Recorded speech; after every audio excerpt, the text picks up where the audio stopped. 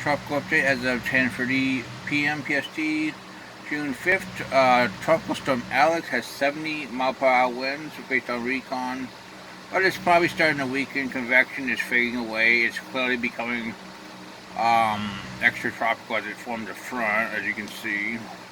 Gonna move north of Bermuda tonight into early tomorrow morning. The advisory pretty much says it's starting to become extra tropical.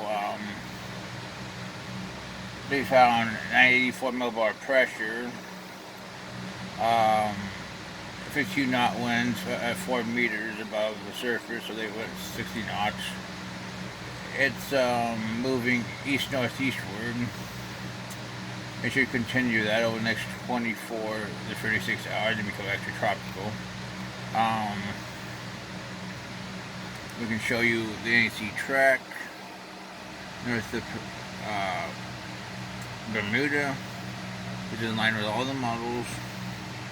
And we expect it to start weakening pretty soon and become extra tropical. So this is probably going to be the last tropical update for a while.